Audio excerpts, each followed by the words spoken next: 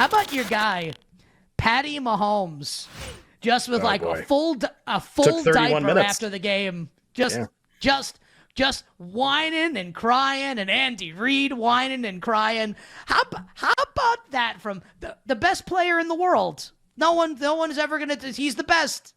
Also, like, that's pretty rich coming from Patrick Mahomes. We don't have to do a lot on it now if you don't want to. We can do it when we talk about the game coming up, the Chiefs-Patriots game, maybe a get-right spot for the Chiefs. But, I mean, man, that was – I actually, like, can't believe that happened. Not that, like, that the flag was thrown. Kadarius Toney was 10 yards offside. But really, like, the Chiefs are going to, like, complain and kvetch and moan the way that they did. Seemed like a little out of character for me, at least, Ken, yesterday, watching the end of that game, Buffalo and KC. I mean, the game ends and like sports radio station producers everywhere rejoice. I mean, it's like a rich sports radio topic for the entire day, basically, because it's, the question's like, is everybody turning on the Chiefs as like even the people that the people that haven't turned on them already for winning so much? Is everybody just kind of done with this? Like great, keep winning. Also, this happened to Brady at some point too. It happened to LeBron like at certain points in his career. We're just like, yeah, we're just good, man. And like, you don't help yourself obviously by behaving the way that you behave. And I do feel like we kind of got there yesterday, which was pretty great. Just the amount of people that were just like, dude, like shut up.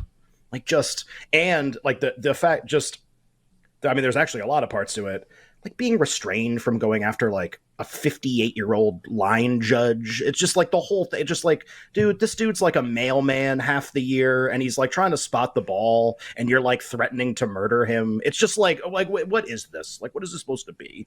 And like have a little self-control. Like $900 million. This guy makes 82 cents an hour. So the whole thing was just like, yeah, like off-putting, also like absurd. But the funny thing is, it's like understandable in a way. They've won so much. And I mean, like to a certain extent, have been spoiled by it. So that when finally things aren't going your way, like, and it's slipping away a little bit now, right? And he probably feels it. Sure they all feel it. There's a chance they miss the playoffs. Like, they're going to win the 4 games to close their 4 very easy opponents. But like, they could miss the playoffs. Like, I mean, they could. For every team basically could miss the play. The Jags can definitely miss the playoffs. Definitely, the way that this is going to shake out at the end. So it's almost like no team is safe.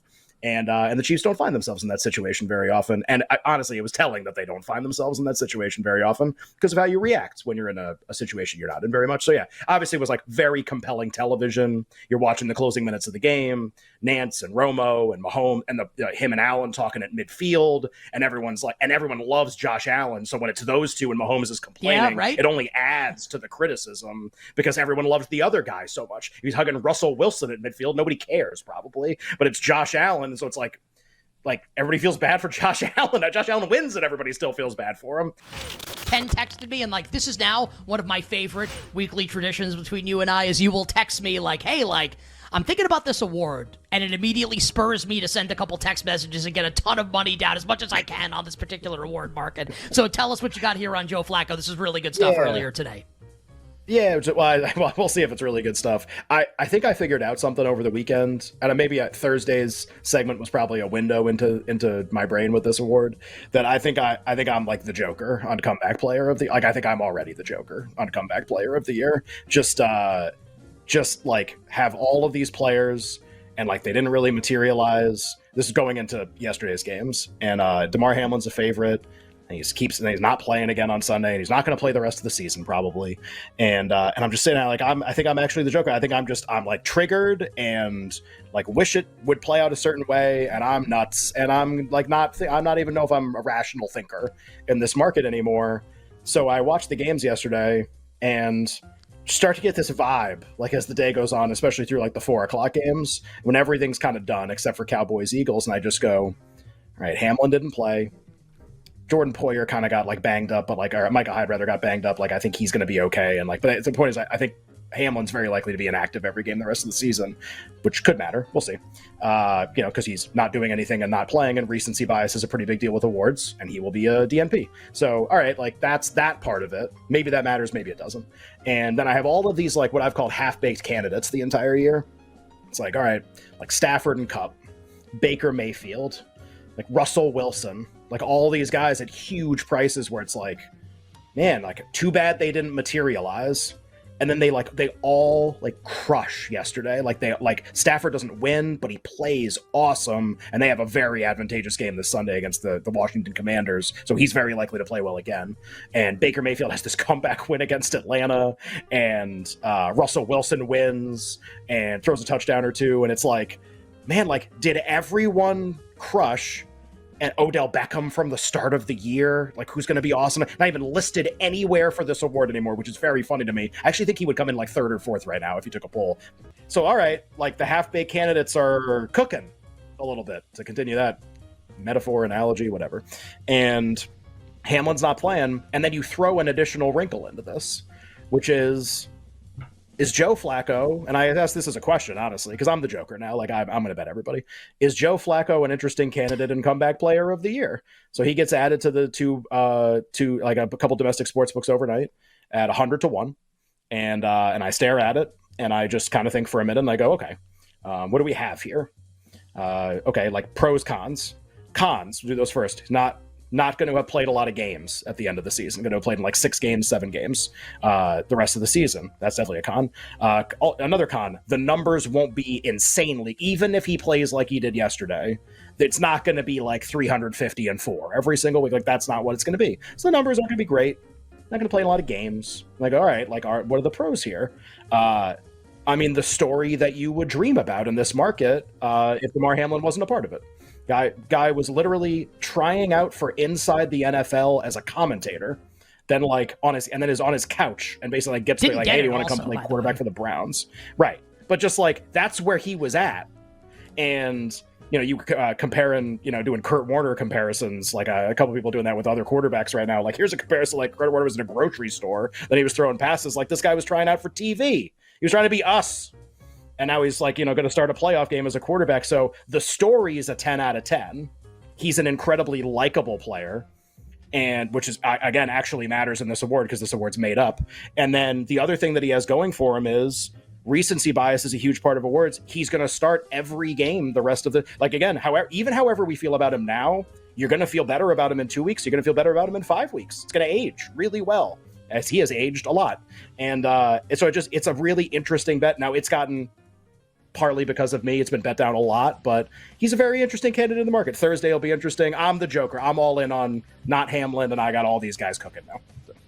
Well, I'm with you now on we're both wacko for Flacco right now. The futures market has responded by, in a lot of places, installing the Niners as a pretty prohibitive favorite to win the Super Bowl, a separation between the Niners and everybody else. So I think I hope we can agree. I would think we would agree, the Niners are the most likely team to win the Super Bowl. That's not really a point of discussion right now, even though it could be in a couple weeks. Who is the second most likely team to win the Super Bowl right now? I think it's the Ravens. And I think it's because the Ravens have the clearest path to the 1 seed. They play in 2 weeks, obviously, too. On Christmas night, right. The Niners and the Ravens play. 2 weeks from today. Yeah, and not to totally spoil the Dak Prescott party that I know Lockie is already sending out invites for. I've been hedging.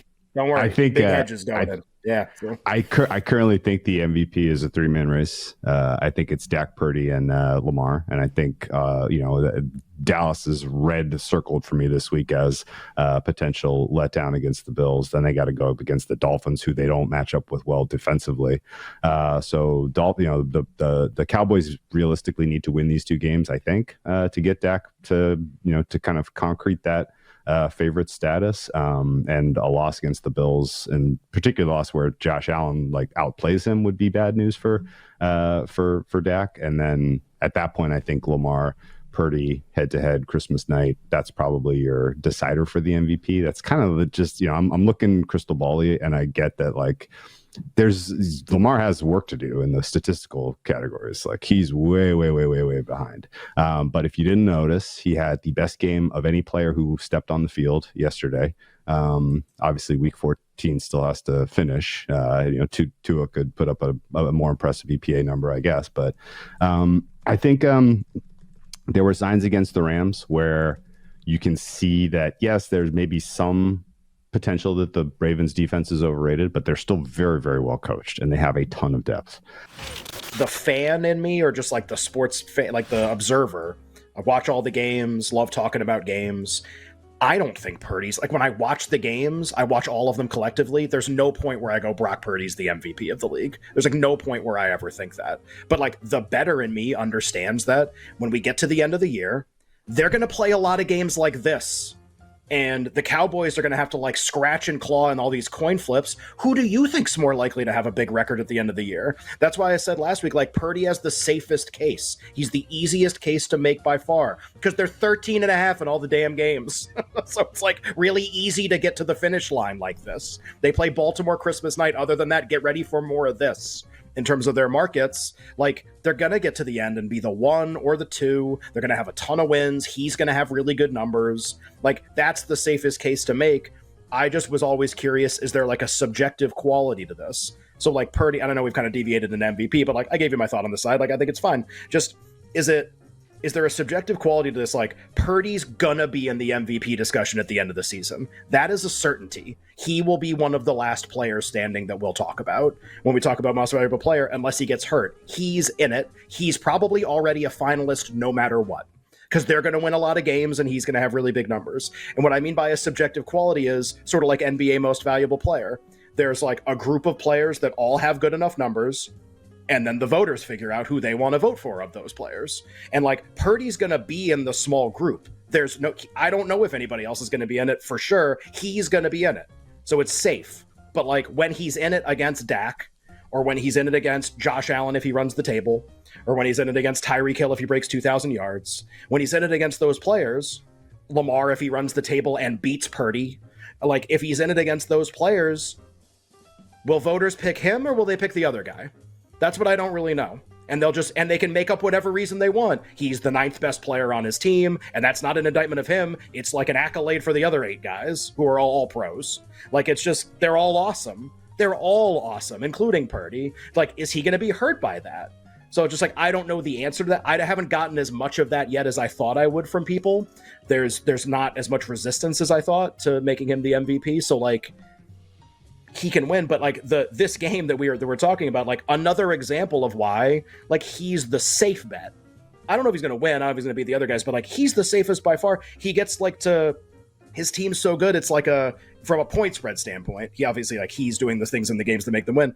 It's like a cakewalk through a bunch of these games, and the other contenders are like just having to battle to see who can even get the same record and get to the finish line. So whenever I say like he's a safe candidate or it's the easiest case to make, like, this game, this type of game, this is why I say stuff like that.